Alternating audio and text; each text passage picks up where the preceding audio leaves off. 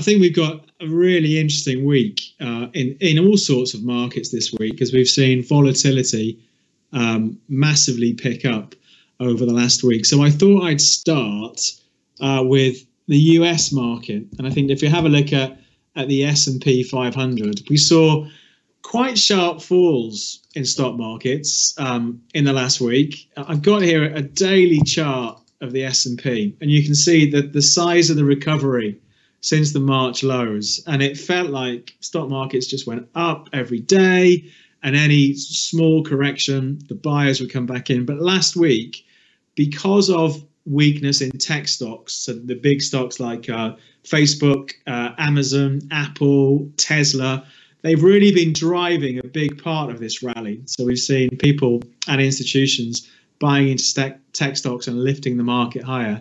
But you can see the size of the move. If we just zoom in to what was happening Wednesday of last week, we saw the S&P the day before hit fresh all-time highs, trading up to 35.90. Then this really sharp turnaround dropped back about 7% over a couple of days. It's a really big move and a much more volatile market than we've been used to.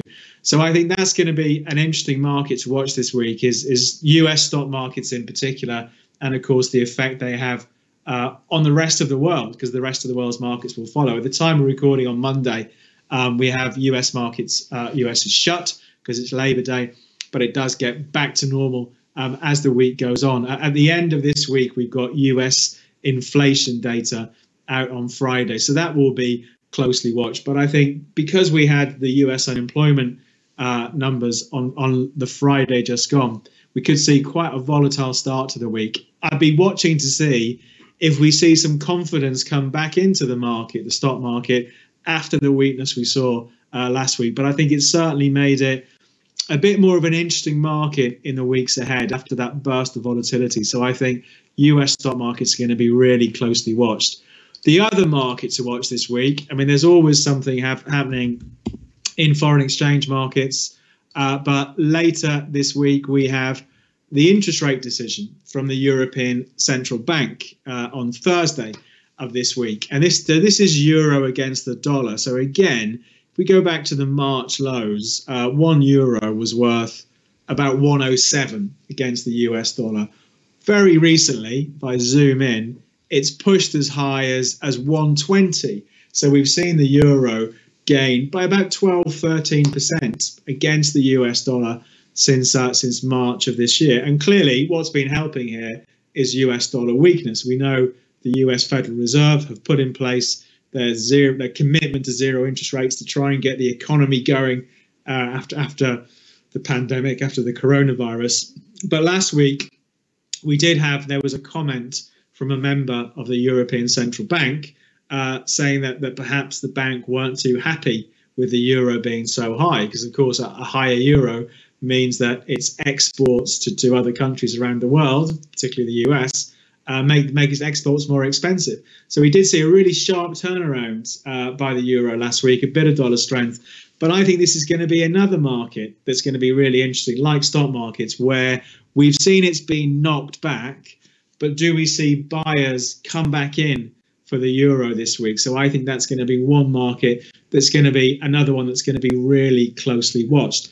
The other market that had been quite boring, but has, again, lots of markets have got so much more volatile in recent days, is US crude oil. You know, I'm sure we all remember down in April this year, the price of crude oil went negative. That the May contract for US crude went to minus $37 or something, because we had the problem of oversupply, lack of demand because of the virus and economies being shut down, and problems with storage.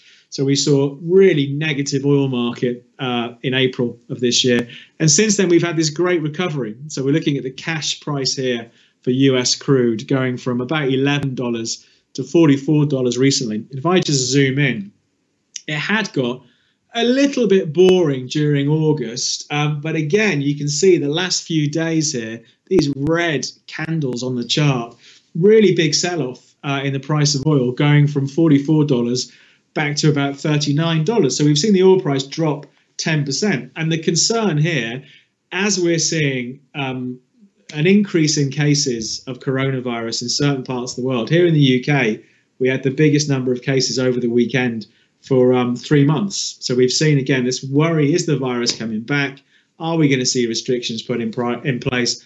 What impact is that going to have on demand for oil? And it's really spooked the market. We've seen the market knock back quite sharply. So I think oil is another interesting one to watch this week. We've seen plenty of buying on the way up from $37 through to $40 a barrel. It has slipped below $40 in the last couple of days. So I think, do we see oil bounce back this week, or do we see more sellers coming in? I'd be inclined to think that perhaps this sell-off has gone a little bit too far in the short term. So perhaps we will see the price squeezed a little bit higher from here. We've got the usual inventory data out on Thursday of this week, how much oil is in storage in the US. In the early hours of Tuesday morning, we've got Chinese inflation data. So people will use that to see how things are going in China, clearly a major part of the world economy. So it could be quite a volatile week for oil. And then we've got that Euro focus on the Thursday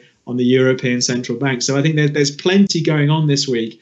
And after what had been fairly quiet markets during the summer, clearly volatility has picked up. And I think we're going to have a much more interesting week than we've had for some time. But watching stock markets to see if they can bounce back. Does the euro bounce back? And does oil get back above $40 a barrel? So plenty to watch this week.